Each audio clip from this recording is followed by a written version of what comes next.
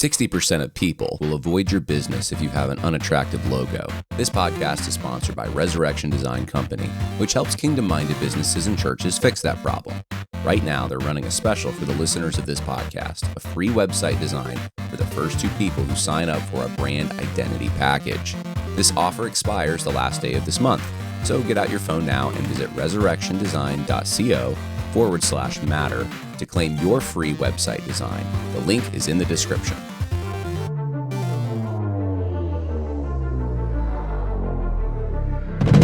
In an age of moral drift and cultural upheaval, Against the Waves, Christian Order in a Liberal Age by John Harris stands as a resolute call to return to God's divine order. John Harris confronts the challenges of our time, disorientation, secularism, and the erosion of virtue, with a compelling case for reviving the Christian principles that once anchored Western civilization. There is a vision of hope rooted in the timeless truths of Scripture and an overcoming spirit. Against the Waves is more than a critique of our modern world. It equips the believer, the patriot, and the survivor with practical guidance to restore meaning, build resilient communities, and live with unwavering conviction. Navigate the chaos of modern society, conform your life to a higher purpose, and stand against the waves.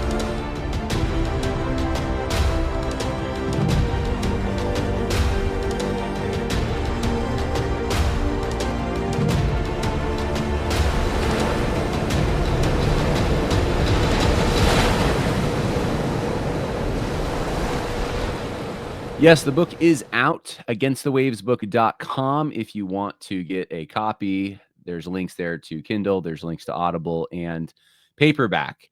And I do not have a hard cover yet, but if someone requests it and really wants it, I will consider getting copies in a hardcover format. But I am satisfied with paperback. That's fine with me. But like I said, againstthewavesbook.com, please leave a review. People who have read it love it. And I know of at least one church that's doing this as a Bible study, or I should say a book study, really. And I hadn't really thought of that. I haven't done a lot of book studies in group settings. I've done Bible studies. I have done a few book studies, I guess, but it's been a while. And I'm thinking of maybe doing a study guide, because this really is a book you could do that with. Each chapter is pretty self-contained.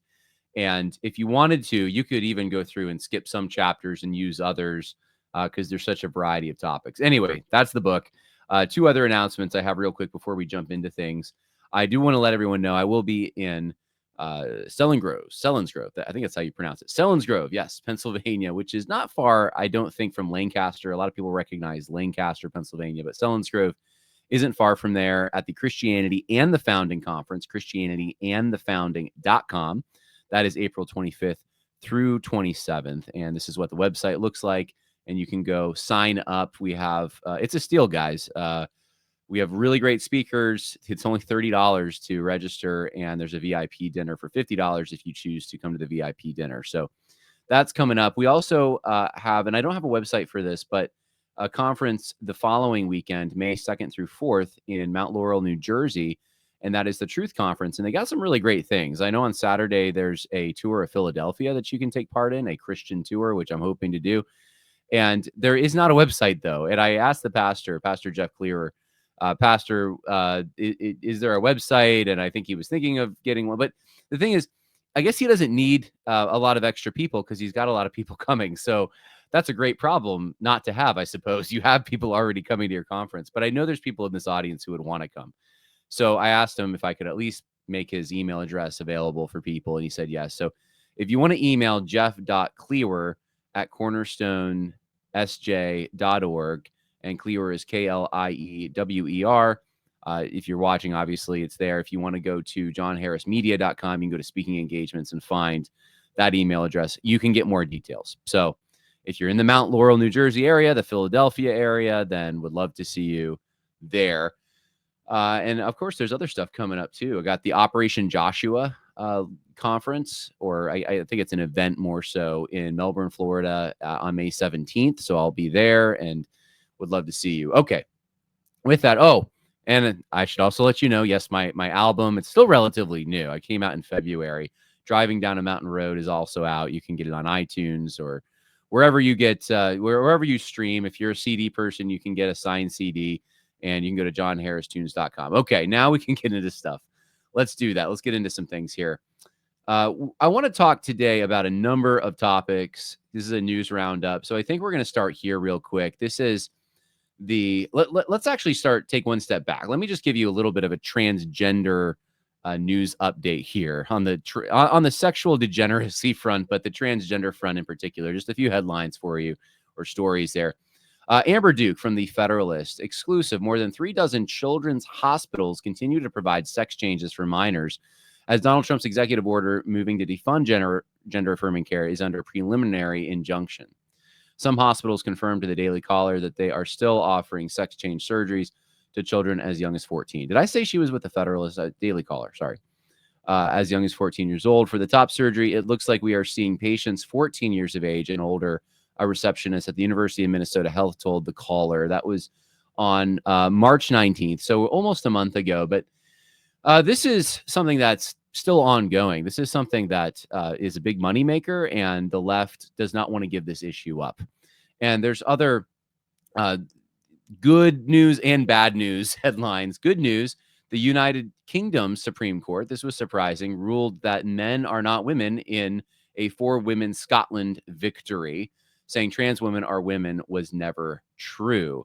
And I saw that the author of the Harry Potter series, who's been pretty big on this, was involved in, I think, advocating for this particular ruling. I don't know how you advocate for a ruling, but she was very happy with all of this. And the story goes on. It says that the vibe shift is real, quoting a former barrister in Great Britain. I don't think this decision would have been made 2 or 3 years ago. I think this is reflective of the continuing shift in our culture towards things like reality, a shift towards things like, reality, that kind of thing. Well, the interesting thing to me on this whole thing is, I mean, I'm keeping my eye on Great Britain, but from all the headlines I've been seeing, it seems like Great Britain's toast on the immigration front. They've allowed so many people with different faiths, both Muslims and Hindus, into the country. It's just changed the demographics to the extent that the birth rate will, and we're not even talking about Christians. We're just talking about people who are people that have lineage going back a few generations or more in Great Britain. They will be minorities in their own country before too long with the way things are going. And that's kind of a scary thought. I mean, Christianity, of course, was once the prevalent dominant religion, and the trappings of it are still there in some ways in Great Britain, but it's a different place. And immigration is certainly a big part of that. But I did see, and I haven't looked into it, that I think it was Jamie Bainbrick put out something. Now, he's in, I think, Scotland, or Ireland. Sorry, Jamie. I'm trying to. Now, I know those two places are very different. But now I'm trying to remember. I think it's Ireland, or Orland, as they say. Anyway, he put out something about a revival going on potentially in England. I don't know if that's true. I don't know what that looks like. That's the only place I've heard about that kind of a thing happening, and I haven't looked at any polls. But I don't know. You have to ask yourself, is a ruling like this reflective of a greater Christian impulse, or is it because there are liberals who are maybe not as insane? Maybe they are a little more grounded in some common sense and reality. Like Elon Musk, or even, dare I say, even someone like a Bill Maher in the United States. Are there people like that who are making this kind of a thing possible? And I think if it is that, I'm not going to poo-poo it and say that that's wrong or bad, or a development that we should just cast away and ignore. It's still good. I just think that if it's not due to a Christian impulse of some kind, and if this is a secular grounded kind of thing, I don't know that we've solved the problem completely, right? I remember a professor of mine in seminary warning that there is, and at the time I wasn't even sure I agreed with him. I thought it was a little weird, but he said that we would get a modernistic kind of scientific enthusiasm coming in the next few years. And of course, now we see AI and transhumanism and let's put chips in people's brains and solve Alzheimer's. And there is, I think, a faith now, an increasing faith in technology and science. Not that that ever went away, but it's increasing. And anyway, in order, there is a scientism that is frankly religious, but it is hard to, I think, navigate or embrace some of that without, rooting yourself in some kind of a reality that at least takes into account biological difference. So these are incomplete thoughts on my part, but because I'm thinking through it in real time myself, but I'm openly optimistic but cautious about this kind of a thing going on in Great Britain. The great development, but I'm still cautious. Maybe I'm afraid to rejoice too much because I've been disappointed. That could be it, right? But uh, I do think that there's a class of people, at least in the United States, I see, and I don't know if it's the same in Great Britain, but who want to be involved in right-wing politics, who have anything but Christian interests in mind. And they are bolstering the ranks of conservative Christianity, but as they do so, Christians are becoming, they have a real seat at the table, but that seat is getting smaller. And I don't know if that's something that's happening in Great Britain. Interesting, though, and keep your eye on those kinds of things. That's a very good development. Another development in our own country here in the United States, I assume most of my listeners are Americans. Maine Attorney General wildly claims no concern of safety with men and women's sports after the U.S. Department of Justice sued Maine for putting women and girls at risk by allowing males to compete at their sports. The state's Attorney General claimed with zero evidence that Maine's ideology poses no concerns of safety. So that's interesting, and there's a whole article about it here. This is a real fight. This is an ongoing thing, and that brings us to what's happening now. And what's happening now is there is a bill called the Kelly Loving Act that has gone through. I believe there's two assemblies, right? That's a bicameral kind of setup in Colorado, like it is in most states.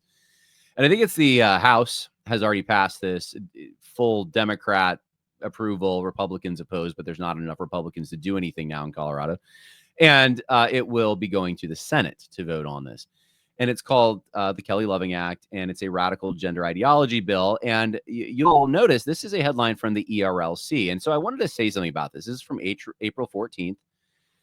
And the ERLC was pretty late on this. There had already been momentum. In fact, you can go I listened to a half of it, an American Reformer podcast episode with Chase Davis and William Wolfe.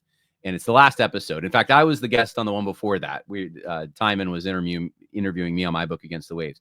The very last one, though, the most recent one, is Chase and William.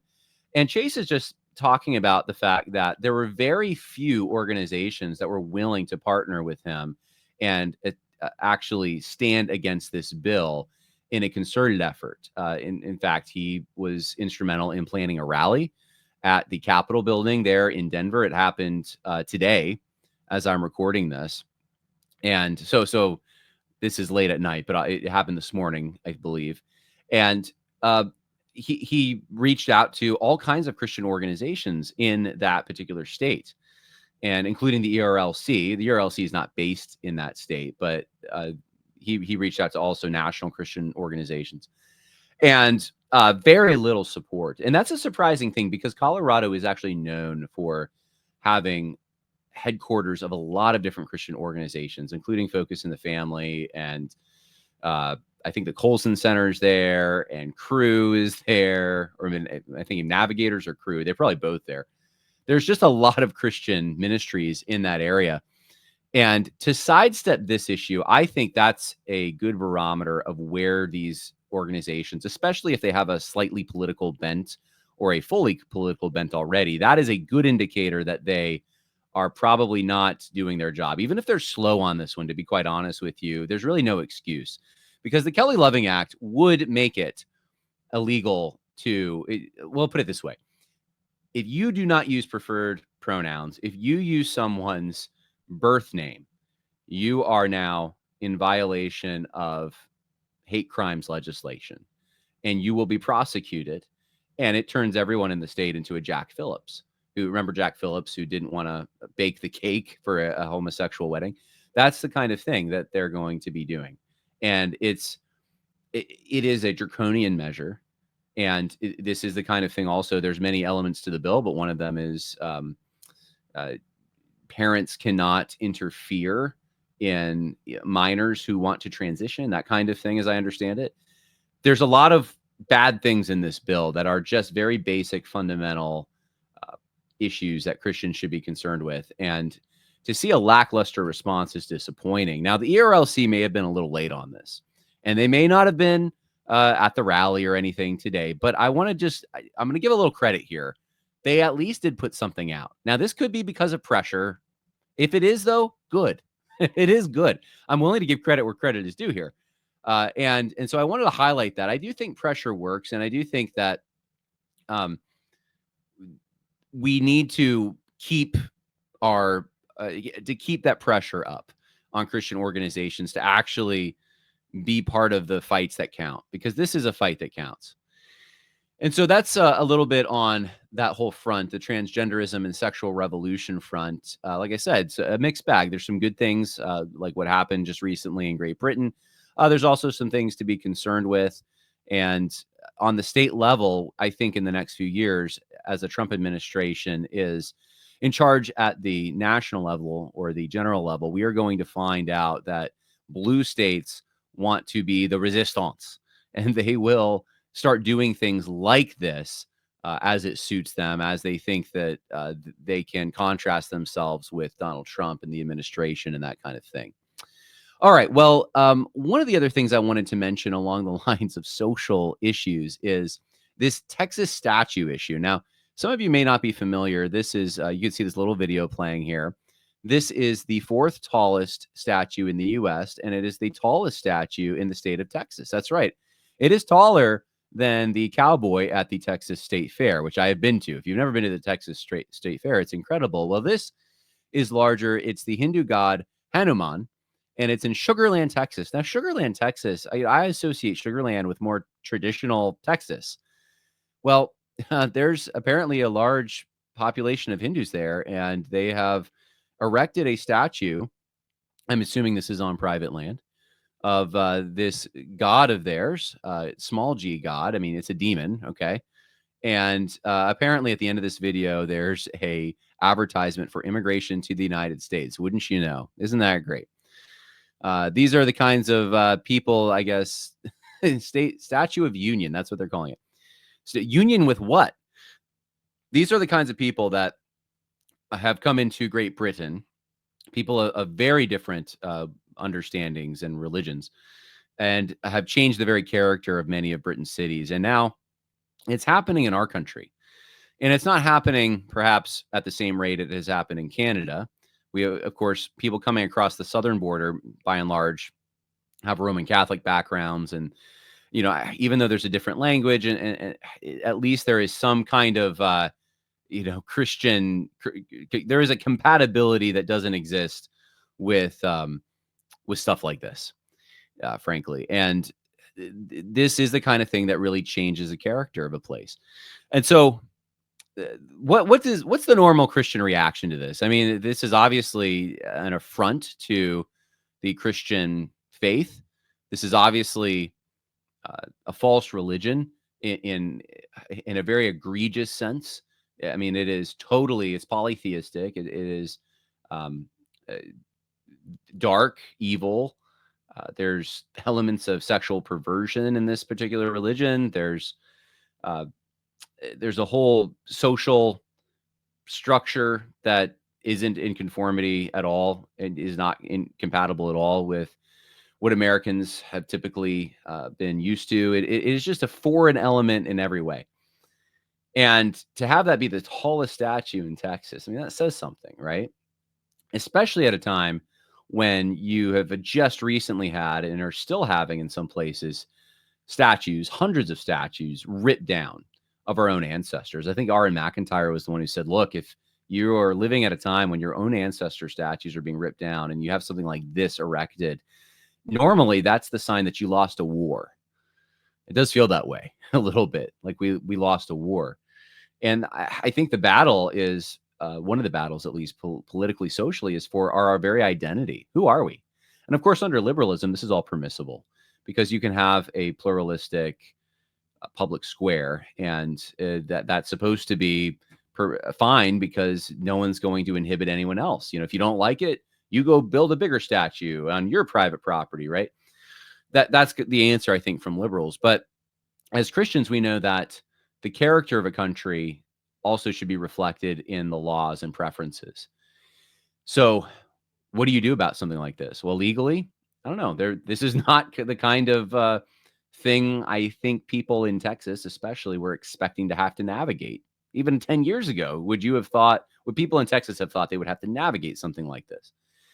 I mean, it's not hurting anyone. It's a statue, all that. But look, it's a landmark. It's more than a statue. It's a big statue. It's a landmark, and it's an idol. It's not even a statue it's not like a George Washington or a Robert E. Lee statue.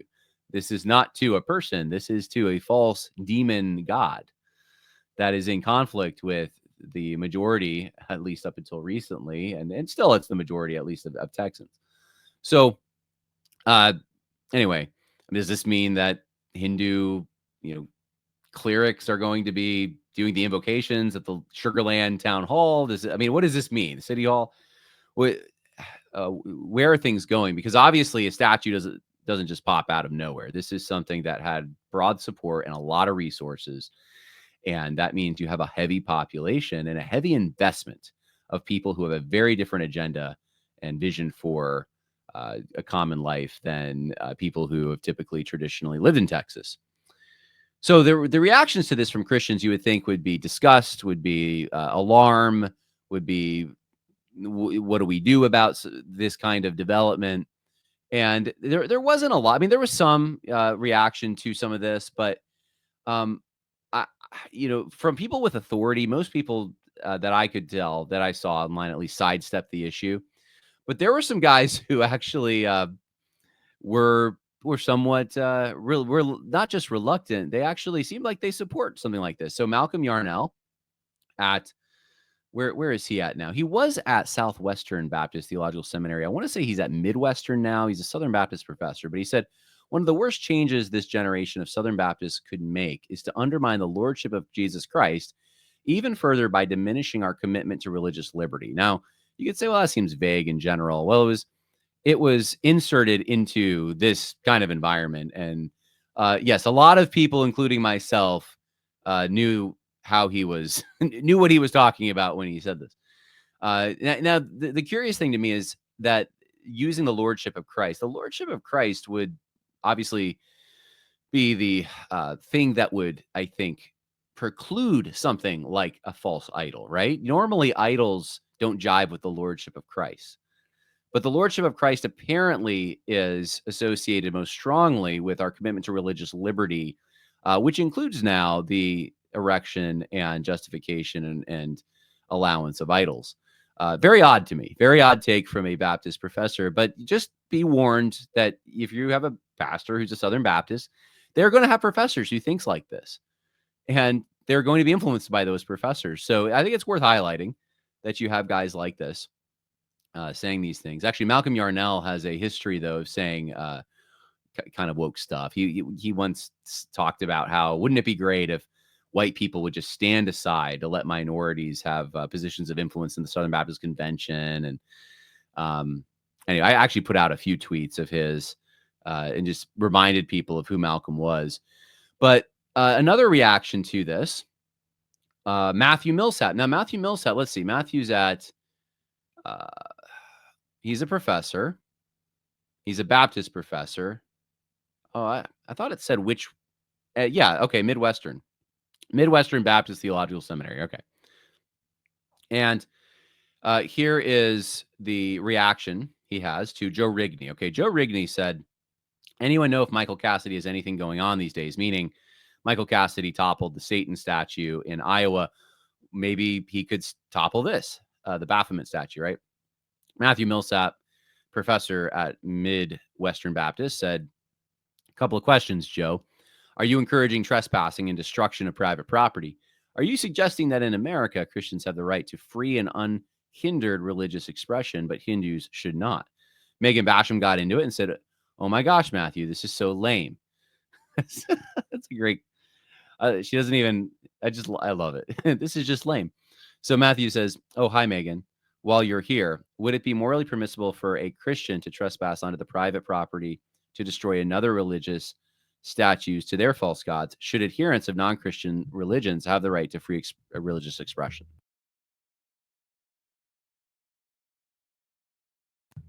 Now, the assumption here is, again, the liberal order. It's that I guess there's no limitations on both private property and what you can do in private property, and then religious expression. And of course, we all know that there are limits to these things.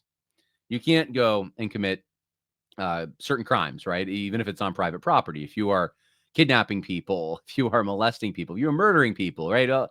The attacks on the image of God on private property, certain ones, you don't get a pass because it's on private property, right? Should non-Christian religions have the right to free religious expression? Is that an absolute rule? Are there certain religions that should be precluded? I think Matthew Millsap would even admit, well, what about religions that believe in human sacrifice? Should we grant them an exception because it's a religious reason that they're doing these things? Of course not. And I think ultimately everyone is going to have their own barriers. They're going to have a stopping point where they say this far and no farther. And typically, traditionally, in the West and in our country in particular, the United States, these restrictions have been loosened and loosened and loosened over time.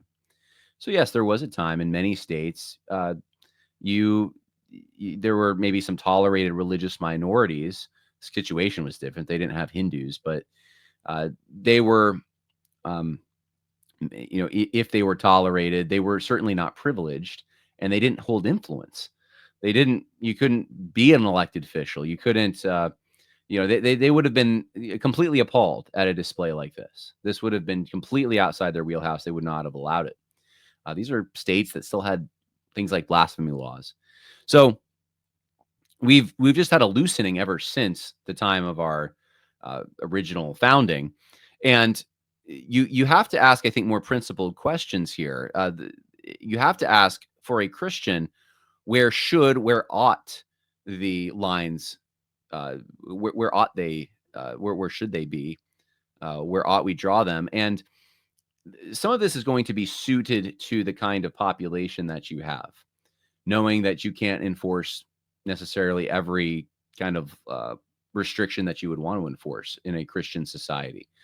Knowing that you have to make laws that suit the people, knowing that even Moses allowed for divorce because of hardness of heart. There's an element of prudence that I think comes into these things, but you can certainly, and this is the issue here, when you have new frontiers being exploited, new challenges to the Christian hegemony that are being now, Christianity is being transgressed in ways it has not before.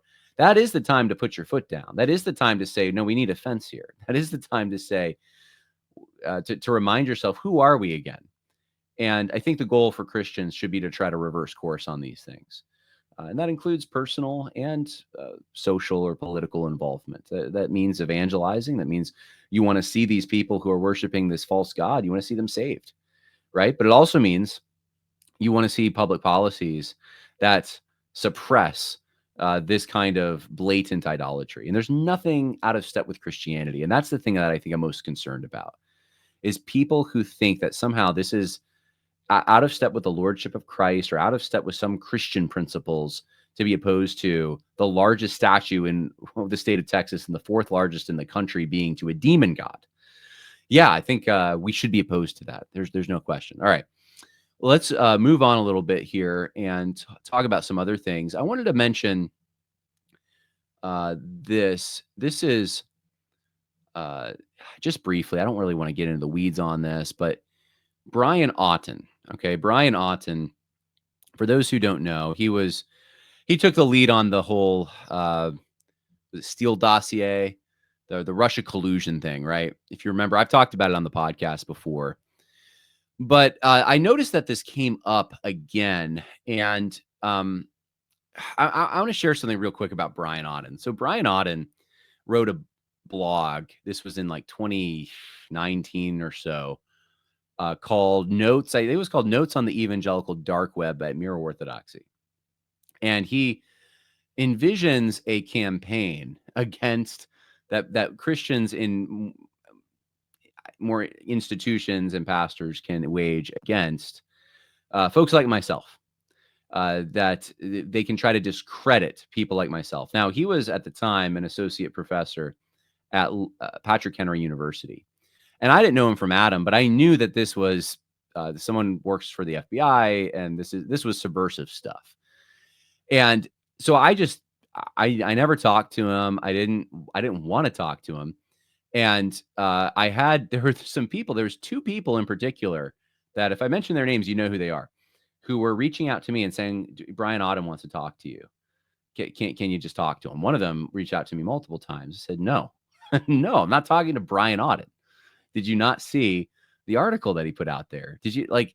He does not have your best interest in mind. If you're talking to him, he's getting information from you. I think I saw that he was leading if I'm not mistaken, a Color of Compromise Jamar Tisby study at his church. Bright guy, from what I understand, but interested in evangelical history and those kinds of things. I'm probably doing myself no favors bringing up this guy. He probably has all kinds of tools to try to, discredit me or whatever. I don't know what they do at the FBI, but here's the thing with someone like Brian Auten.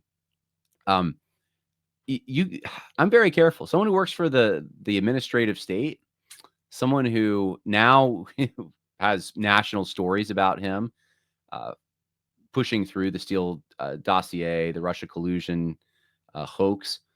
No way am I going near that, right? And there's some guys who still want to stake their reputations on this. And you got to ask yourself why. Now, some of you cynical people out there might think that there's dirt that maybe people have on each other. I'm not going to assume that. I think there may be just genuine friendship going on here. To be honest with you, birds of a feather here. So Brad Littlejohn at Davenant Institute, and Brad Littlejohn, by the way, has wrote a great book on the two kingdoms. But Brad Littlejohn says that, all right, he goes after Molly Hemingway.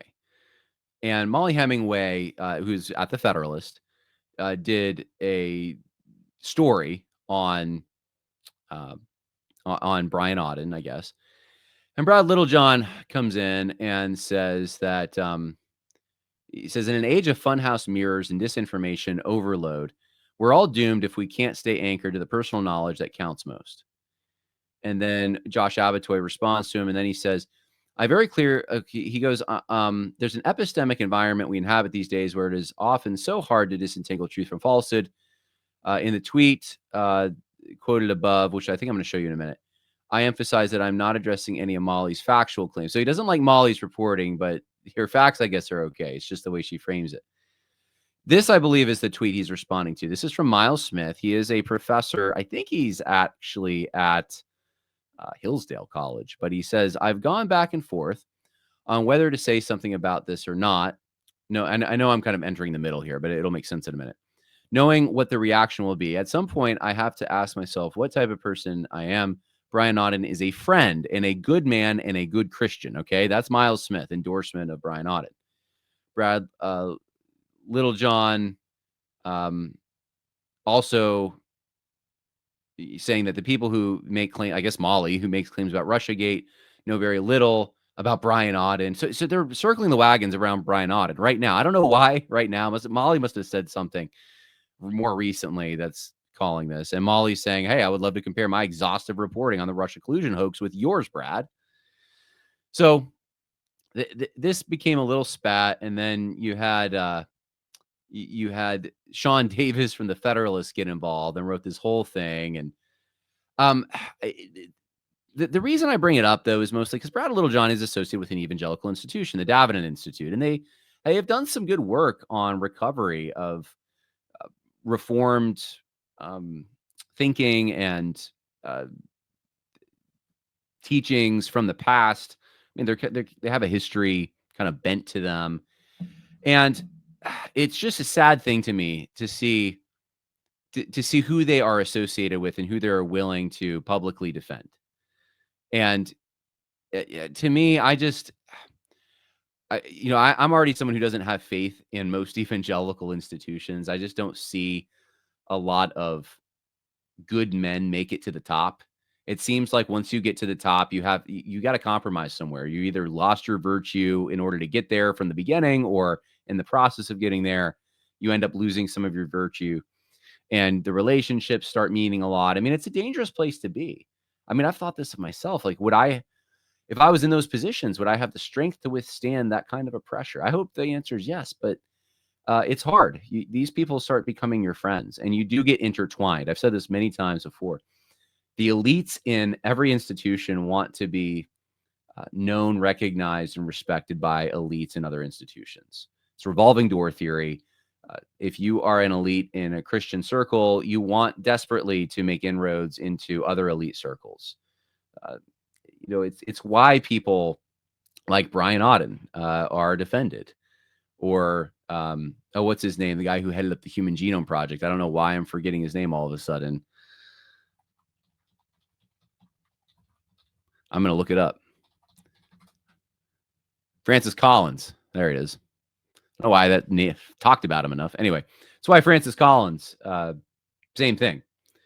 Why he's platformed in Christianity Today, and you can't disentangle these relationships. It doesn't matter what bad things Francis Collins has done, because people who are at the top, that's who they respect. That's who they want to get in the good graces of. They don't really care about someone like myself or someone like you and what you happen to think of them. They care much more about someone who's coming from a more elite institution. Sad, really, but wanted to highlight that for all of you. And there's actually a story in the Federalist by Sean Fleetwood. Maybe this is what, I don't know if this is what caused it. Unsealed Crossfire Hurricane docs further prove Russiagate was a hoax all along. So I'm not going to read that, but and then some just other sundry things that I want. Oh, you know what? I have a video I want to play, and this would actually be a good time to play it, and we will talk about it. And because it actually goes right along with what I was just talking about. So this is on Sean DeMar's show, and he's a TGC guy. He's Room for Nuance. If you can, I can't make this up. That literally is the name of the podcast, Room for Nuance. He hosts this, and he has Nate Akin, who is Danny Akin's son. And I think Nate Akin heads up the Pillar Network, which is kind of an influential church planning organization within the Southern Baptist Convention. And, or at least they operate. I don't know if maybe they're separate, but it's a lot of overlap if it is separate. Anyway, Nate Akin here on the Sean DeMar show. And here's what he had to say about his dad, Danny Akin, who's the president of Southeastern, and the law amendment, which was would have authorized the Credentials Committee to put more teeth into the Credentials Committee to essentially disfellowship from churches that had women pastors. And this is what Nate Akin had to say. Most important question. Your dad has gone woke. How does that affect you? Oh my gosh. I'll just say this. If you had told me when I was growing up that my dad would be considered a liberal and woke, I would have laughed in your face. Isn't that funny? Yeah, it's unbelievable. And my dad's he's a grown man. He can fight his own battles. But I think the accusations against my dad are just from people who don't know him. And again, I'm one of 4 sons. We think very, very highly of our dad. He's our hero. I think it says a lot when people who know him best think more highly of him than people who don't know him at all. I think it says a lot. Amen. Yeah. It's a weird thing about the internet. So I'm pretty close with Mark Dever. Yeah. And we had a family leave the church saying that we're pretty closely aligned with non-Marks, and they've gone woke. And, they had specific examples about Mark and Jonathan. And I sat down with them and I'm like, hey, these guys are actually my friends. I know them very well. Like, I just had lunch with Mark 2 weeks ago, and we actually talked about woke stuff.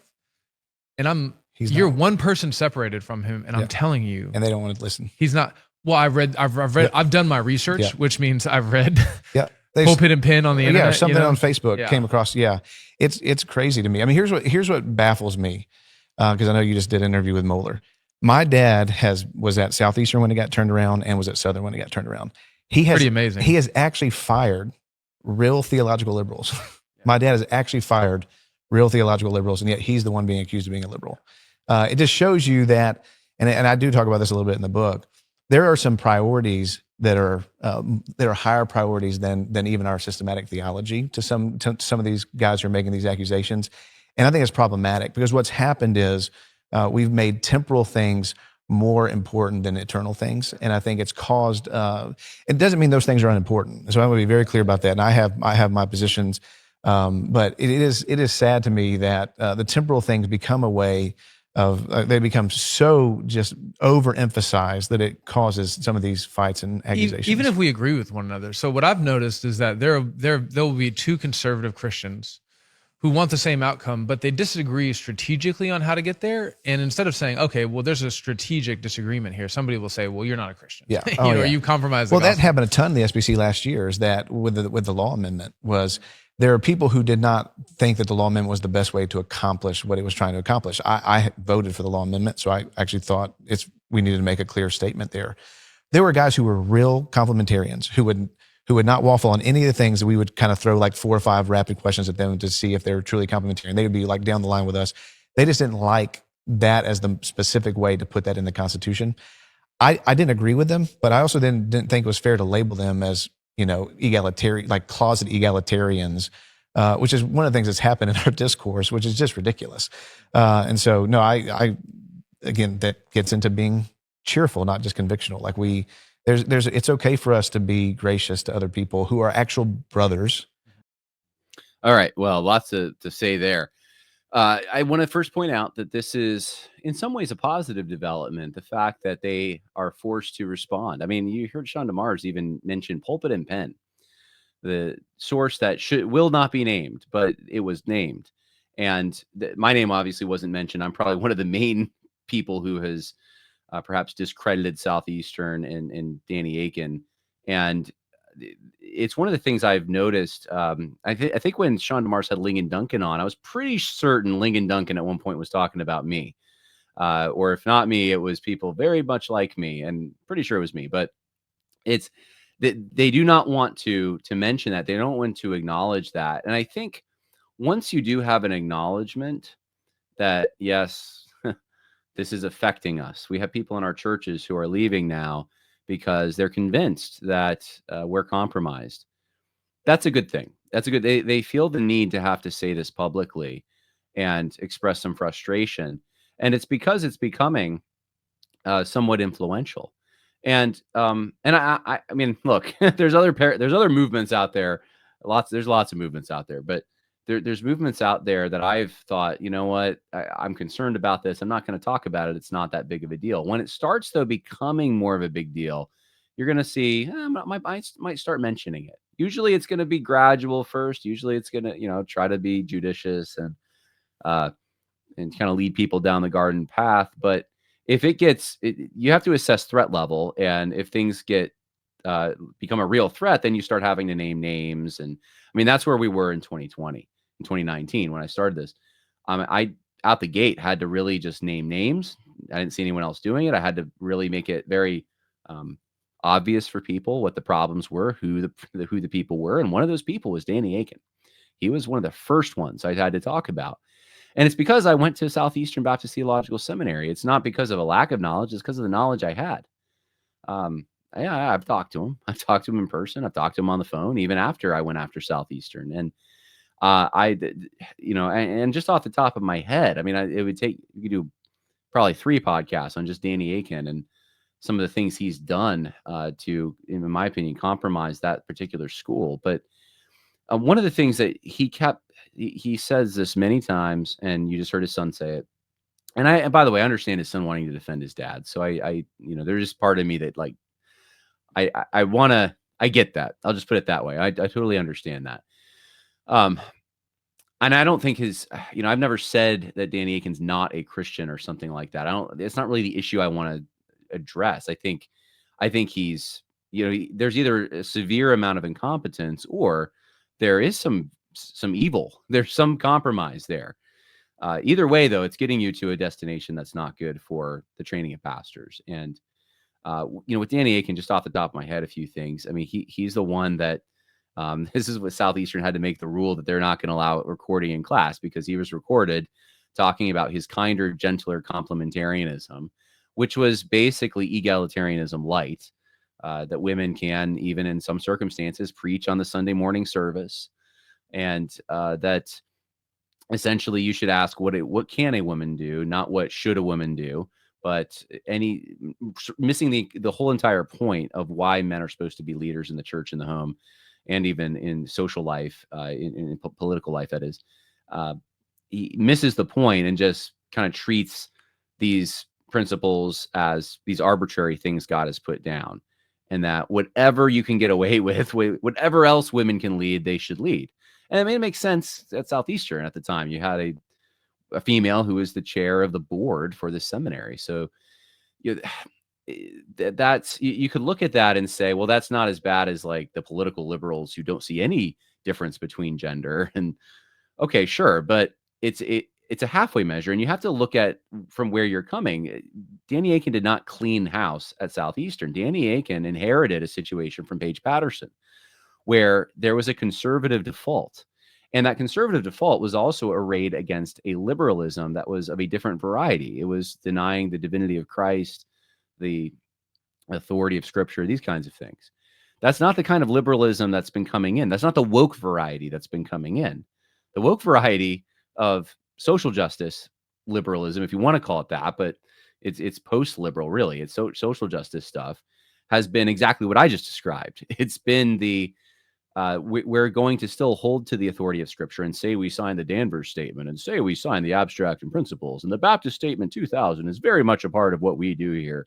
But you undermine it because you subvert the very documents that you claim to support through these halfway measures. So it's trying to be technically orthodox in your theology while driving the car to a completely different destination, and gaslighting people who say they notice that that's what you're doing, which is what Danny Akin has done. Obviously defended to the bones the professors there who have taught aspects of critical race theory, who have taught liberation theology, Walter Strickland being the top of that list, but not the only one. You got guys like Matt Mullins there. You got others. Danny Akin is the guy who wanted to see the SBC leadership give up power for black and I don't know if you ever say black or minority people, but it was people who have been disenfranchised and underrepresented and these kinds of things, and they've been kept out of power, and this is just what we need to do as Christians. He's the guy that said, he lacks in his understanding of Scripture without the perspectives of minorities. You need minorities' perspectives and a multiplicity of minority perspectives in order to really grasp the full meaning of Scripture. So he's embraced standpoint theory, and then gone and claimed, oh, that's what I've just I believe this all along. You could there's just on the immigration issue, he has been in support. I believe he did tweet explicit support for the Dreamer stuff, but just down the line, I could just go on and on and on. But down the line, Danny Akin has pushed woke stuff in a conservative setting. Pushing this kind of stuff I'm describing in the setting he was pushing it in was certainly moving the needle. And what you hear in that particular clip are the same defenses I've heard for years. Well, it's not theological liberalism like the kind in the 80s. No, of course not. And no one's claiming it is. Well, I mean, I shouldn't say no one, but the major people that are making these observations are not claiming that. Or it's impugning motives. So we should just be charitable. Well, are you guys being charitable to us? No, it doesn't sound like it. You're impugning our motives. You're saying we're just not being charitable, or straw manning it like, they're not Christians or something. I mean, maybe there's people who say that, but of the influential folks who have tried to point out these problems, I haven't seen that. Maybe you'll pull up the Pulpit and Pen article that insinuates it. I don't know. I haven't seen it though. I can't remember seeing it. That certainly wasn't my take on any of that. I hesitate to get into the Mark Dever, Jonathan Lehman stuff, but you can definitely go back and you can see the material that I put out on the podcast over the course of years on those guys too. And then the law amendment itself. I mean, these guys they have an egalitarian bent. If they're opposing the law amendment, there's a good reason to suspect that they might have an egalitarian bent. This is a denomination that was fine going after sexual abuse and quote unquote racism, using the credentials committee to do it. And all of a sudden, though, when it comes to enforcing their own doctrine that it's exclusive to male pastors, they can't do it. Why would that be? You do need to ask those kinds of questions. And there aren't a lot of good options there. I mean, J.D. Greer's whole logic on this was terrible. These aren't the leaders that you want in the future. I'm just telling you right now. These are not the kind of guys that you want to bravely stand against the waves that are here and also coming. We don't know if Trump's going to be in power, or well, we know Trump's not going to be. We don't know if Vance is going to be in power 4 years from now. We don't know what's going to happen. And you need leaders who are tough. You need leaders with virtue, with bravery, with sobriety, with justice, with just self-control. All these things need to characterize the kind of leaders. And bravery is a pretty big one in all of that. So, yeah, I've heard this stuff forever. It's, I have entire books that refute this kind of thing. Go check out my book, Christianity and Social Justice, Religions and Conflict. I have stuff on Danny Akin in that book and other Southeastern professors. And yes, Walter Strickland has been trafficking in a false gospel. So to call his faith into question is certainly not outside the boundaries. All right, well, let's get into some other things before we end the podcast here. And I want to talk about just some various and sundry articles here. This is one from the New York Times. A guest essay: Palm Sunday was a protest, not a procession. Okay. And this is written by Andrew Thayer, who I believe is an Episcopal minister. Let's see if it has a description. He is a doctor in philosophy, candidate in theology at the University of Oxford, and an Episcopal priest. Yeah, okay, so there we go. So we have an Episcopal priest, and he says that that you have Palm Sunday, Jesus entered Jerusalem. To mark the day, Christians recreate the procession. And celebrations like this miss an uncomfortable truth about Jesus. At the time, it was a deliberate act of theological and political confrontation. It wasn't just pageantry, it was protest. On that first Palm Sunday, there was another procession entering Jerusalem. From west came Pontius Pilate, the Roman governor riding war horses. So he goes on, and that basically it's the whole Jesus's death was protest against Roman domination kind of thing. And I would submit to you, if that's the truth, if that's the case, what you have to ask yourself: was this a failure? Then was God not able to defeat Rome? Jesus' procession should be seen as a parody of imperial power, a deliberate mockery of the Roman spectacle. Okay, the next day, Jesus walked in the temple, the heart of Jerusalem. All right, this is all just a bunch of baloney. We too live in the shadow of empire. Oh no, just like Jesus, we live in the shadow of empire. Ours doesn't speak Latin or wear togas, but its logic is familiar. Our economy prioritizes the 1% and puts corporate profits over worker dignity. Oh my. Our laws enforce inequality in the criminal justice system. Yeah, that was what Jesus was talking about. That's what he was talking about in the temple. He was protesting Roman slavery. Yeah, that's what he was doing. Yeah, I don't think so. I don't think you see any of that, actually. You don't see Jesus protesting Roman slavery, Roman imperialism. That's not, yes, he's king of the Jews, but Pilate's the one who, in the story, is like, this man's done nothing. All right, well, I'm not reading the rest of this, but this is how the world, some people in the world think about this. And unfortunately, this is an Episcopal priest who, despite his credentials, doesn't understand just the basic story that we see in the biblical narratives. So he wants people to be motivated to just speak truth to power, and that's the whole point of this whole thing, which I would submit to you, this undermines the whole story, because if this is the case, that his mission wasn't to seek and save the lost, his mission was actually to just mock and subvert Rome, then if he's really God, then why couldn't he actually have carried that out? All right, Megan Basham. Let's talk about this. She put out a tweet from the what is this?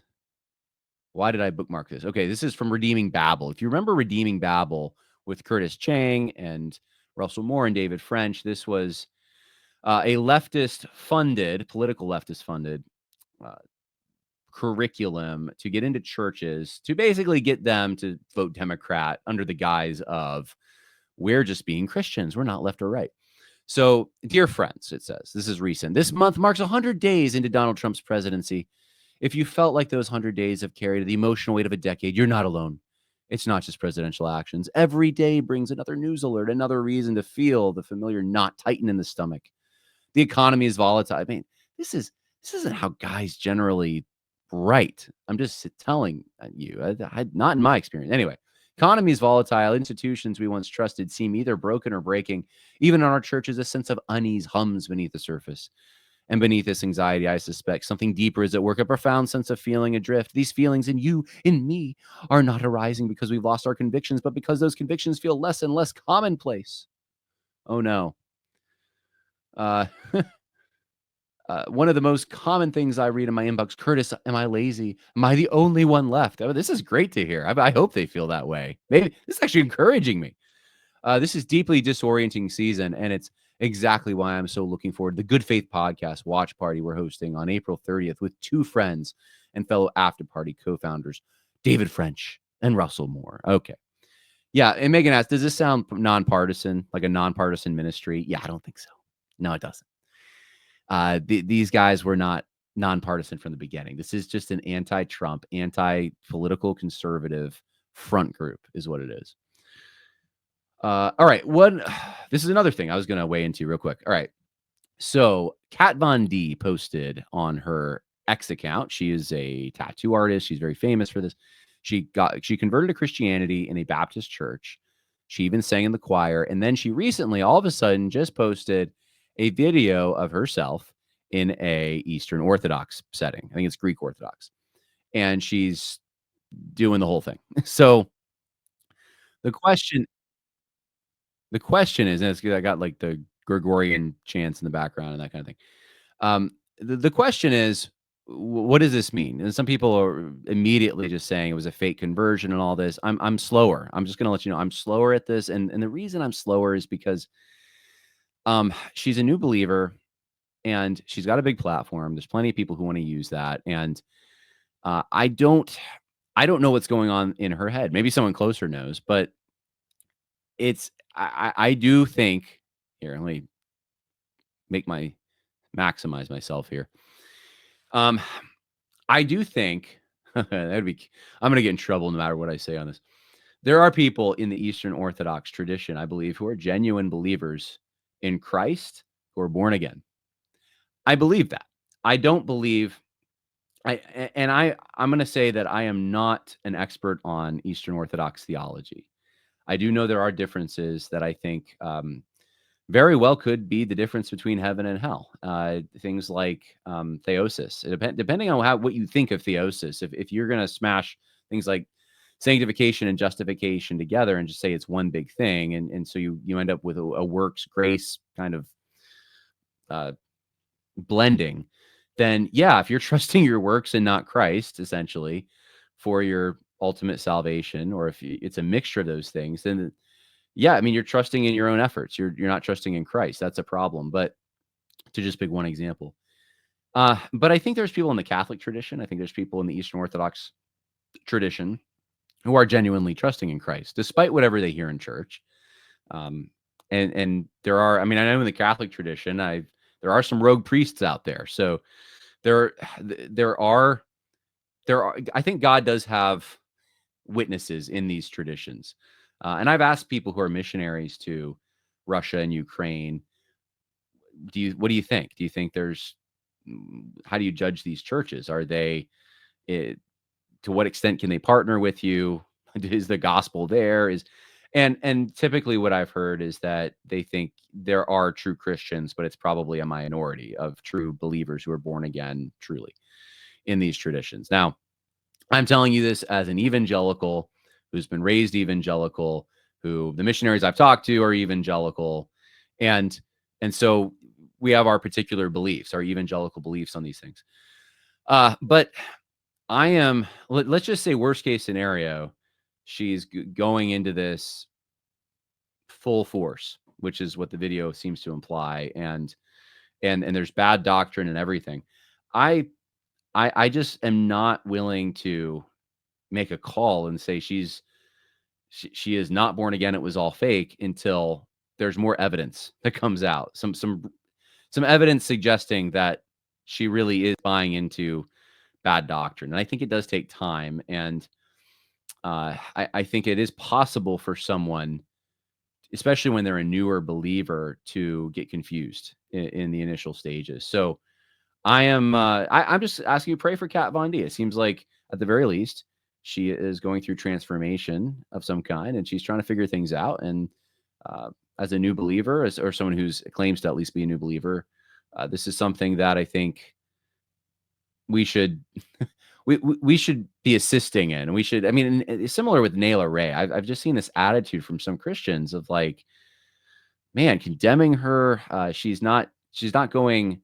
She just recently makes a conversion to Christianity, and there's Christians out there saying that because she was a webcam model and stuff, it's not legitimate, or if she doesn't return the money that she made, it's not legitimate. Or, and I'm not saying these two situations are parallel. I'm just saying that there is an attitude among some that I find very distasteful. It's we should probably be looking at doctrine more, and so time will tell with Kat Von D. Does she truly embrace the doctrine of the Eastern Orthodox Church? What does that mean to her?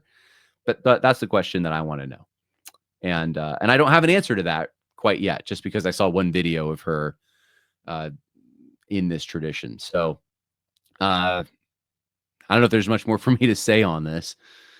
I mean, I think of biblical examples of this. I mean, like, was Peter, he's the first one I thought of is Peter, because he was an apostle, right? But he's giving cover to the Judaizers, and he has to be confronted. That is his whole salvation called into question. No, it's the reaction to the confrontation that would probably call his salvation into question. Is he going to listen to the reproof, or is he going to not listen? And it's the same thing with Kat Von D. I don't even know if this has been something confronted in her life or anything. I really don't know. So I guess that's more about Christians who are going after Kat Von D than Kat Von D herself. But pray for her. I mentioned her in the book, by the way, along with a bunch of other recent conversion stories in a positive light. So would I have mentioned her? I mean, I probably would have had to at least mention, okay, it's Eastern Orthodoxy or something. But at the time, I thought she was in a Baptist church singing in the choir. Here's another story that I wanted to talk about. Americans are swapping organized religion for personal truth. While respected Christian researchers like George Barna have been sounding the alarm on dangers of syncretism to a biblical worldview in recent years, a new study published Monday suggests more Christians are leaving organized religion in search of personalized faith perspectives that embrace syncretism, which is a fusion of different religions. The study, Breaking Free from the Iron Cage, the Individualization of American Religion, was published in a peer-reviewed open-access academic journal, Socius. Landon Schnabel, associate professor of sociology in the College of Art and Science at Cornell, is the lead author. In the study, the researchers tracked over 1,000 individuals born in the late 1980s from adolescence to early adulthood. Let's see here. The individuals who participated in the National Study of Youth and Religion completed 4 rounds of surveys between 2003 and 2013. Wow, this is a long study. During that period, they were asked a series of questions about their religious practice. Some of the respondents also had to do in-depth interviews with the researchers to help them understand the patterns of institutional disengagement alongside the meaning-making process underlying them.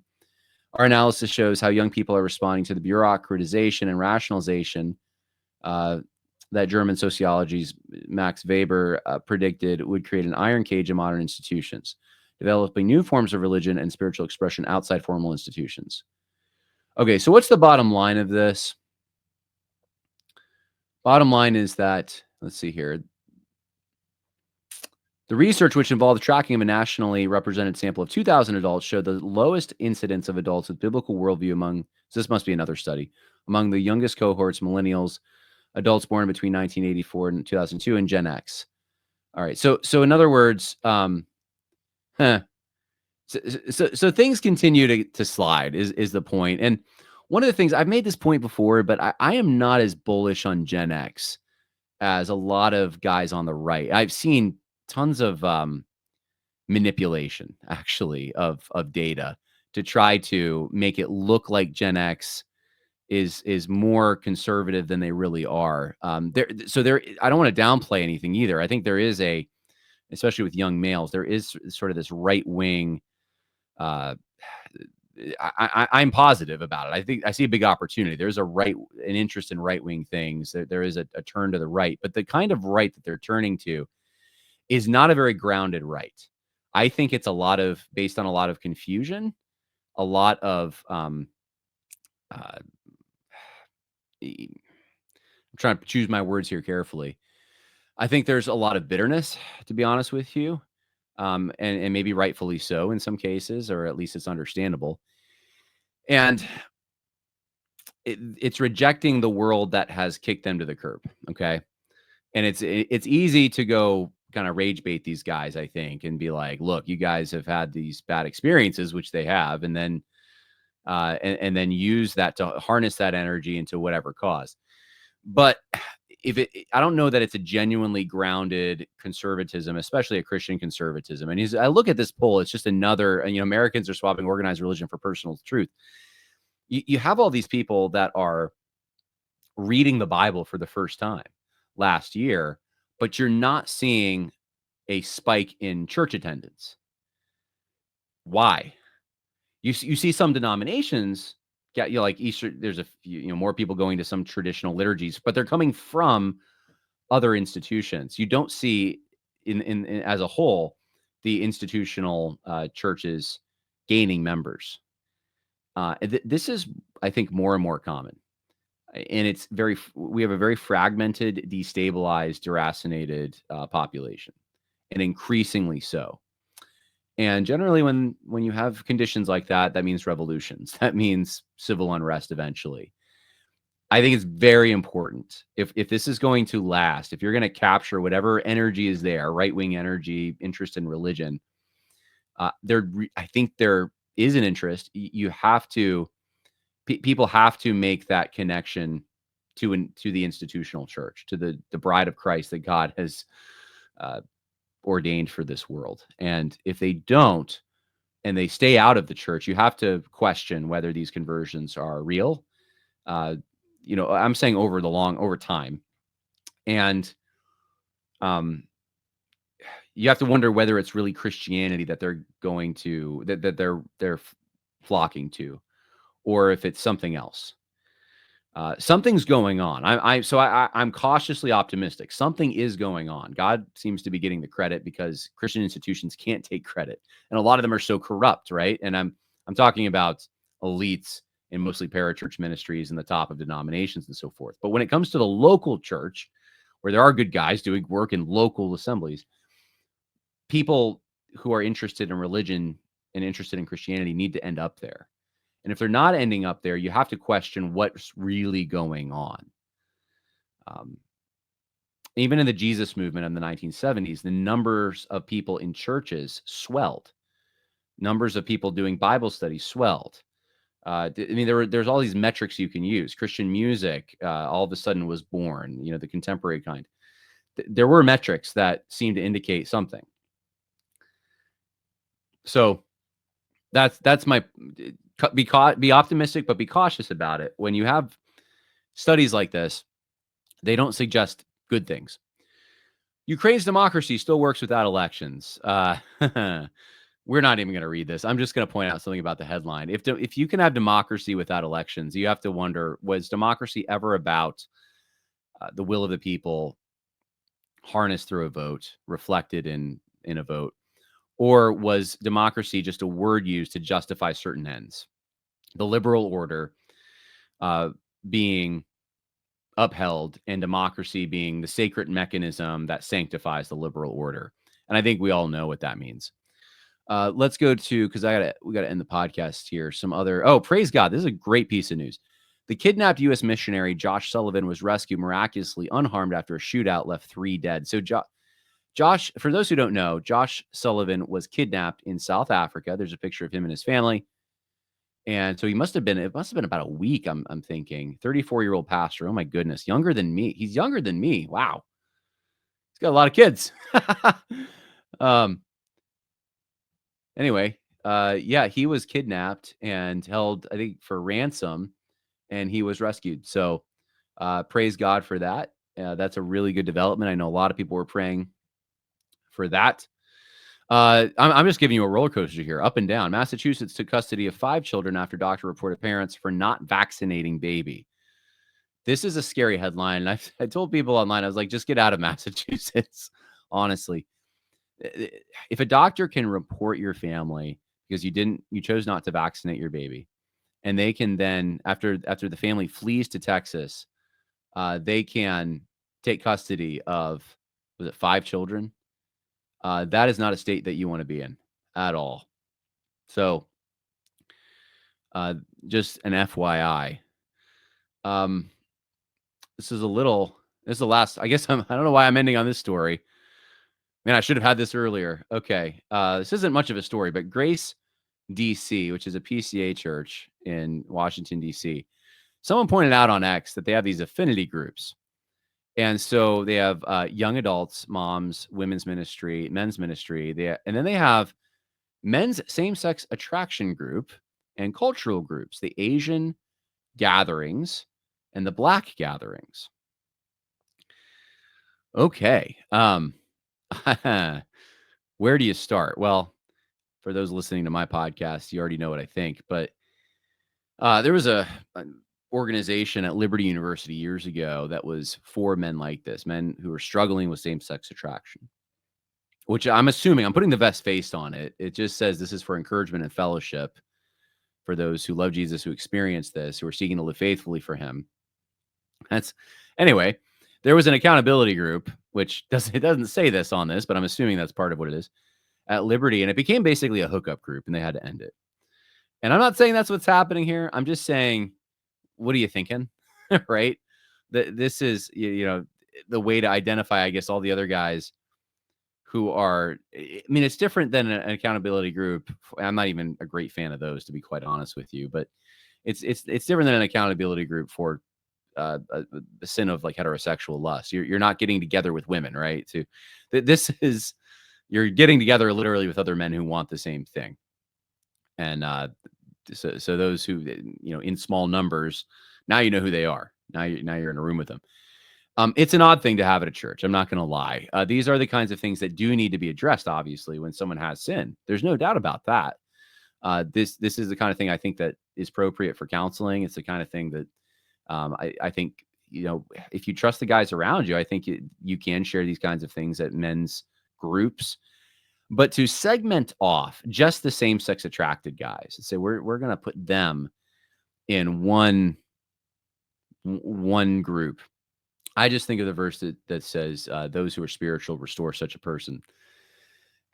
You're putting people with the same weaknesses together. And it would be probably more prudent to have guys like that with other guys who have different sets of temptations, but also have to overcome them, and maybe are farther along in their maturity process, or able to actually lift it, to take their hand and reach it down to pull someone up. When you have a bunch of guys that are on the same level, kind of stuck in the same thing, I don't even think this works well for, like I said, accountability groups that are based on other kinds of things. When you just get everyone with the same weakness in the same room, it's an odd thing in my mind. Like, even from a New Testament perspectives, I can't think of any. Not that you necessarily, unless you're a regulative principle person, not that you have to have justification. I just can't think of where the rationale here is. It's you know, I guess you could say like any of these groups aren't really, I mean, the family integrated people would love that, right? Like you can't have any of these groups together. I think I can make arguments for why there are settings where it would be prudent to have like a young adults group, especially for finding a spouse and that kind of thing. But or moms groups, I could see reasons for some of these things, more practical reasons that dads are working, there's a demographic there, and moms can you know, it's basically like the church is helping facilitate kids being watched and moms fellowshipping with one another and that kind of thing. Anyway, I put this in a different class, men's same-sex attraction group. It just seems incredibly foolish to me. And then these cultural groups, of course, you're going to segment off the Asians, segment off the blacks, but of course, you know, who's always missing from these, right? You can't have affinity groups that are for any kind of European descendants. That would be bad. That would be terrible. It's got to be these other minorities. And I don't know, like birds of a feather flock together. Like I understand people are going to naturally and organically find people who are similar to them, perhaps. But to put gates up and to say only these people, you're just begging for separations in your church that I would suggest to you probably weaken the body. But this is a PCA church, and so this isn't like your liberal Anglican or Episcopalian, or it's not a crazy PCUSA church. This is Grace DC. So this is happening in churches that are pretty conservative in their theological outlook. So wanted to let you know about that. That wasn't exactly the note that I was planning on ending on, but it is the note we ended on.